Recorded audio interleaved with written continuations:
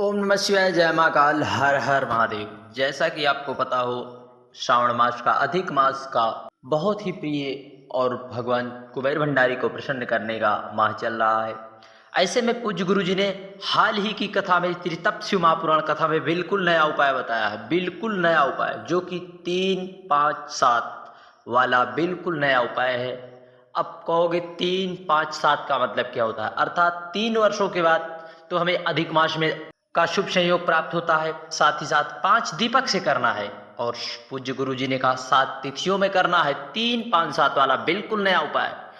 और ऐसा शुभ संयोग श्रावण का अधिक मास हमें 19 वर्षों के बाद प्राप्त हुआ है। कितने? 19 वर्षों के बाद। यदि आप इस उपाय को करने से चूक गए तो आपको 19 वर्षों के बाद कब आएगा कब नहीं, इसका कोई पता नहीं आपके जीवन में आया है।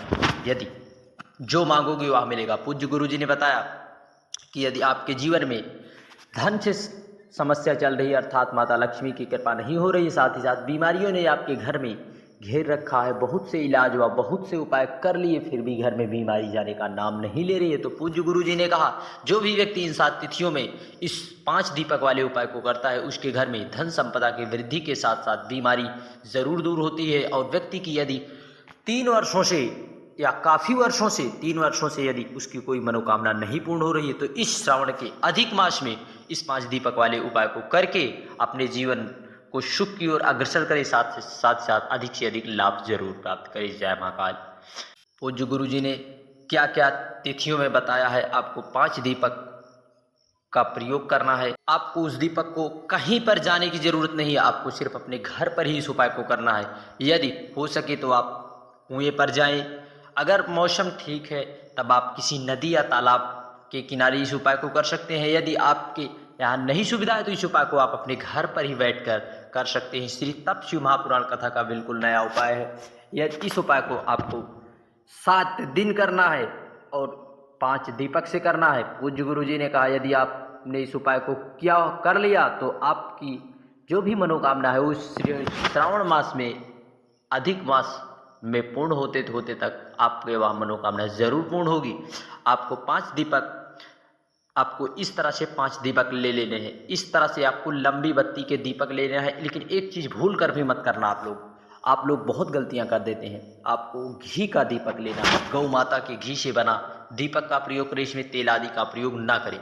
आपको चाहे आप जितने बढ़िया दीपक ले सकते हैं, चाहे तो आप मिट्टी का मिल सके तो मिट्टी का, नहीं तो आप आटे का ही दीपक आप अपने घर पर बना दीजिए। आपको सुंदर सुंदर 5 दिए उसमें घी डालकर सजा लेने हैं। गौ माता की घी से आपका विशेष ध्यान रखें। गौ माता की घी से आपको इस उपाय को करना है। आपको कब करना है इसकी विशेष जानकारी आप लिख लें या कहीं आप नोट कर लें। आपको 7 तिथियों में उपाय किया जाने वाला है। आपको इस उपाय को पंचमी तिथि को, अष्टमी और एकादशी, शिवरात्रि, प्रदोष, अमावस्या, पूर्णिमा, आपको इन 7 तिथियों में एक बार फिर से आप ध्यान कर लें।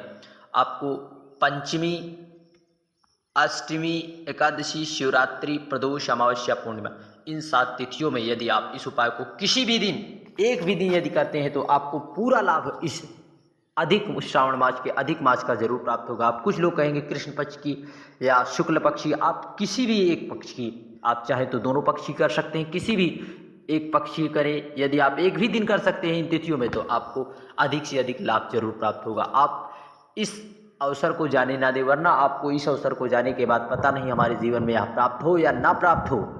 यदि आप बहुत से उपाय प्रयत्न कर लिए, आप बहुत से मेहनत कर रहे हैं, फिर भी आपको सफलता ना मिल रही है, तो पूज्य गुरु जी ने बताया आपको इन तिथियों में जो इस उपाय को करके आपको जरूर से जरूर लाभ प्राप्त कर लेना है। यदि आपके यहाँ तुलसी जो है आंवले का वृक्ष हो, वहाँ पर भी इस उपाय को कर सकते हैं। परंतु एक बात का विशेष ध्यान रखें, आपको एक दीपक, उसी 5 में से एक दीपक अपने घर पर दाहिनी तरफ रखना है।